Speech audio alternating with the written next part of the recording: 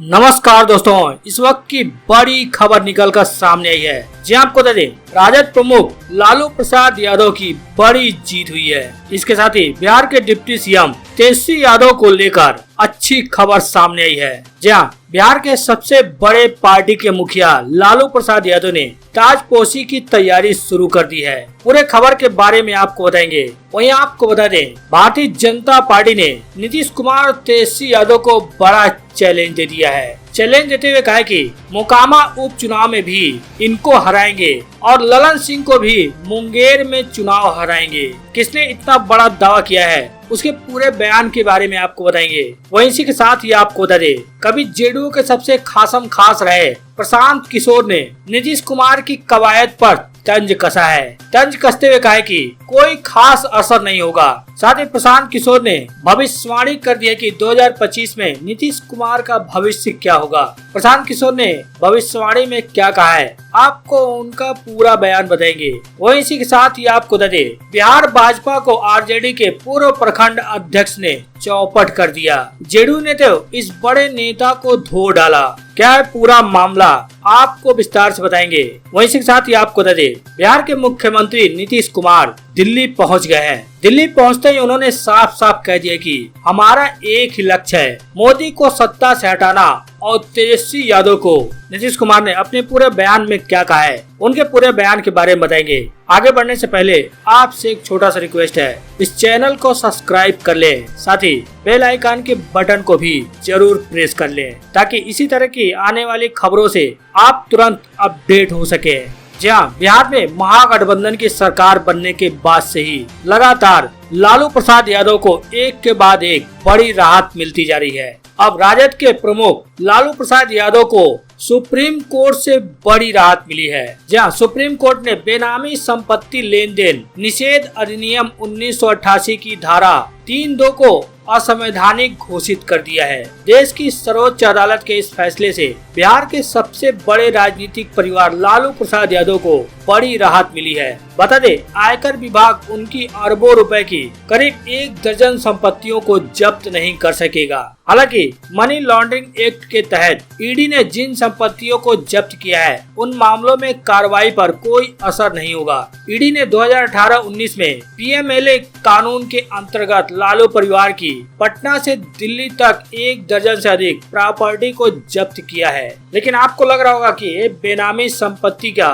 क्या मामला है, ये बेनामी संपत्ति आखिर क्या होती है। बता दे, बेनामी संपत्ति वह प्रॉपर्टी है जिसकी कीमत किसी और ने चुकाई हो, लेकिन नाम किसी दूसरे व्यक्ति का हो। जिसके नाम पर ऐसी संपत्ति खरीदी गई होती है, उसे बेनामदार कहा जाता है। गणपति डील काम मामले की सुनवाई करते हुए कोलकाता हाई कोर्ट के फैसले को सही ठहराते हुए सुप्रीम कोर्ट ने 22 अगस्त 2022 को बेनामी संशोधित कानून 2016 को लेकर महत्वपूर्ण फैसला सुनाया था, जिसमें कानून के इन धाराओं को रद्द किया गया था। उसमें 5 सितंबर 1988 से लेकर 25 अक्टूबर 2016 के बीच खरीदी गई बेनामी संपत्तियों के मामले में कार्रवाई नहीं होगी। 26 अक्टूबर 2016 से खरीदी गई बेनामी संपत्ति पर ही इस कानून के तहत कार्रवाई हो सकेगी, लेकिन इस तारीख से पहले खरीदी गई बेनामी संपत्ति पर इस एक्ट के तहत कार्रवाई नहीं की जा सकेगी। अब इस कानून के हटने के बाद राजद सुप्रीमो लालू प्रसाद यादव, बिहार की पूर्व मुख्यमंत्री एवं लालू यादव की पत्नी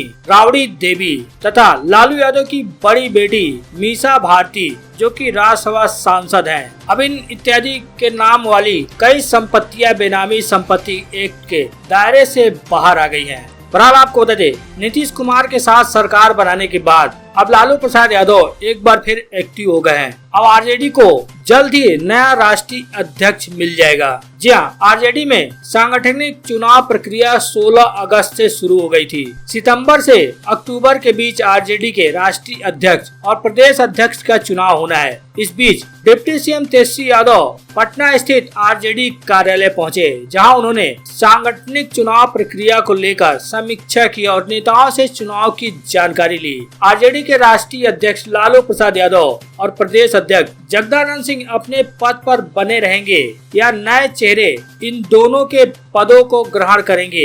इसको लेकर अटकलें तेज हैं। इसको लेकर डिप्टी सीएम तेजस्वी यादव ने कहा कि पार्टी का चुनाव हर जगह चल रहा है, जिला स्तर से प्रखंड लेवल तक संगठन का चुनाव चल रहा है, उसी का समीक्षा करने आए थे। उनका कहना था कि कहाँ क्या स्थिति है, सारी जानकारी ली गई है। हालांकि उन्होंने प्रदेश अध्यक्ष के चुनाव को लेकर कुछ भी बोलने से इनकार कर दिया।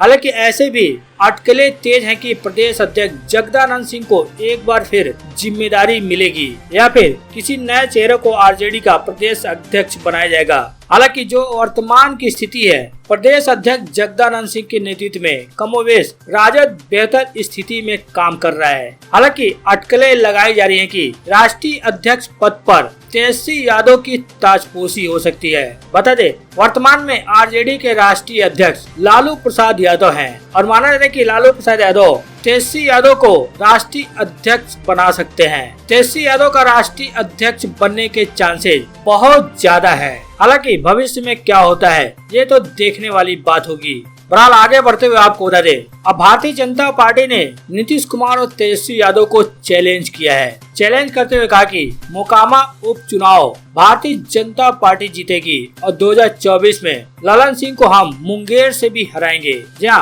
बिहार भाजपा के प्रदेश अध्यक्ष एवं सांसद संजय जायसवाल ने नीतीश कुमार और तेजस्वी यादव के महागठबंधन को चुनौती दी है कि अनंत सिंह के अयोग्य घोषित होने से खाली मोकामा विधानसभा सीट का उपचुनाव भाजपा जीतेगी ही। 2024 में जेडीयू अध्यक्ष ललन सिंह की मुंगेर लोकसभा सीट 3 लाख से अधिक वोट के अंतर से जीतेगी। बिहार में नीतीश के गठबंधन बदलने के बाद से बीजेपी लगातार उन पर चोट कर रही है, जिसमें संजय जायसवाल के अलावा पूर्व डिप्टी सीएम सुशील कुमार मोदी, केंद्रीय मंत्री गिरिराज सिंह, नित्यानंद राय, नेता विपक्ष विजय सिन्हा, सम्राट चौधरी, नितिन नवीन आदि मोर्चे पर दिख रहे हैं। हालांकि सबसे ज्यादा सुशील कुमार मोदी सामने आते हुए दिखाई दे रहे हैं। बता दे, मोकामा सीट आरजेडी के टिकट पर विधायक बने अनंत सिंह के सजा याफ्ता होने के बाद खाली हुई है, जिस पर अनंत सिंह ने अपनी पत्नी नीलम देवी को लड़ाने का मन बना रखा है। उपचुनाव में यह सीट आरजेडी को ही मिलने की संभावना है और आरजेडी इस सीट पर अनंत सिंह को नाराज करके कोई कैंडिडेट उतारेगी, इसकी गुंजाइश बहुत ही कम है। बहरहाल आगे बढ़ते हुए आपको बता दें, अब प्रशांत किशोर ने नीतीश कुमार की कवायद पर तंज कसा है। साथ ही कहा कि कोई खास असर नहीं होगा। 2025 को लेकर उन्होंने क्या भविष्यवाणी की है। जी हाँ, चुनावी रणनीतिकार प्रशांत किशोर ने दावा करते हुए कहा कि हाल के दिनों में बिहार में बदले राजनीतिक घटनाक्रम का राष्ट्रव्यापी असर नहीं पड़ने वाला है। उन्होंने साफ साफ यह कह दिया कि यह राज्य केंद्रित है। उनका इशारा नीतीश कुमार के एनडीए छोड़कर महागठबंधन के साथ जाकर सरकार बनाने की ओर था। उनका कहना है कि सरकार को 7 दलों का समर्थन है। सीतामढ़ी में पत्रकारों से चर्चा करते हुए प्रशांत किशोर ने हालांकि इतना जरूर कहा कि हम केवल एक बात निश्चित रूप से कहते हैं कि कुछ भी हो, नीतीश कुमार सत्ता पर काबिज रहेंगे, जैसे कि वह इतने सालों से करते आ रहे हैं। बता दें, उत्तर बिहार के सीतामढ़ी जिले में प्रशांत किशोर ने पत्रकारों से बातचीत की। इसी बातचीत में उन्होंने दावा किया कि मुख्यमंत्री नीतीश कुमार का नया बागी रुख राजनीतिक अस्थिरता का प्रतीक है, जिसका सामना बिहार नरेंद्र मोदी के नेतृत्व में नई भाजपा के उदय के बाद से कर रहा है। प्रशांत किशोर ने यह भी कहा कि बिहार में विधानसभा चुनाव होने में अभी बहुत टाइम है। उनका कहना है कि अभी कई बार परिवर्तन देखने को मिल सकता है। साथ ही उन्होंने दावा किया कि बिहार में वर्ष 2025 में होने वाले अगले विधानसभा चुनाव में बदलाव देखने को मिलेगा। उनका कहना है कि हमें नहीं पता कि कौन सी पार्टी या नेता किस तरह रहेगा, लेकिन मौजूदा परिदृश्य नहीं रहेगा, इसमें बदलाव होगा। हालांकि इससे पहले भी पीके ने भविष्यवाणी की थी। भविष्यवाणी करते हुए कहा था कि कार्यकाल पूरा होने से पहले ही बिहार में बड़ा बदलाव हो सकता है। बहरहाल आगे बढ़ते हुए आपको बता दें, महागठबंधन के साथ सरकार बनाने के बाद अब नीतीश कुमार देश की राजनीति करने के लिए निकल पड़े हैं। इसी सिलसिले में नीतीश कुमार दिल्ली पहुंचे। दिल्ली पहुंचते ही नीतीश कुमार ने साफ साफ कह दिया कि हमारा एक ही लक्ष्य है, मोदी को सत्ता से हटाना। जी आपको बता दें, बिहार के मुख्यमंत्री नीतीश कुमार 3 दिवसीय दौरे पर दिल्ली पहुंचे हैं। दिल्ली में सीएम नीतीश कुमार राष्ट्रपति और उपराष्ट्रपति समेत विपक्ष के नेताओं से मुलाकात कर रहे हैं। सीएम नीतीश कुमार ने अब तक कांग्रेस के नेता राहुल गांधी, आम आदमी पार्टी के मुखिया एवं दिल्ली के मुख्यमंत्री अरविंद केजरीवाल, हरियाणा के पूर्व मुख्यमंत्री ओम प्रकाश चौटाला और सीपीआई के महासचिव श्री डी राजा से मुलाकात की। इसके साथ ही उन्होंने सीपीआईएम के नेता सीताराम येचुरी से भी मुलाकात की। हालांकि मुलाकात से पहले नीतीश कुमार ने पत्रकारों के सवालों का भी जवाब दिया। जवाब देते हुए मोदी सरकार पर जमकर बरसे। नीतीश कुमार ने कहा कि अगर सारा विपक्ष एकजुट हो गया तो बीजेपी की हार तय है। अगर हम सब एक हो गए तो बीजेपी की सीट ऐसे ही कम हो जाएगी। उनका कहना है कि मेरी एक ही इच्छा है कि ज्यादा से ज्यादा विपक्ष एकजुट हो जाएगा तो बहुत अच्छा होगा। वहीं उन्होंने मोदी सरकार पर जमकर हमला बोला और कहा कि आजकल कोई काम होता है। सीएम नीतीश कुमार ने पीएम पद का जो चेहरा उन्हें बताया जा रहा था, उन्होंने खुद को चेहरा मानने से इनकार कर दिया। उन्होंने कहा कि हम चेहरा नहीं है, ऐसे ही सब बोलते रहते हैं। मेरी कोई इच्छा नहीं कि मैं पीएम उम्मीदवार बनूं। उनका कहना है कि मेरी एक ही इच्छा है कि ज्यादा से ज्यादा विपक्ष एकजुट हो जाएगा तो बहुत अच्छा होगा। जो सहयोग होगा हम लोग करेंगे। उन्होंने साफ साफ कह दिया कि अगर हम सब एक हो गए तो बीजेपी की सीट ऐसे ही कम हो जाएगी।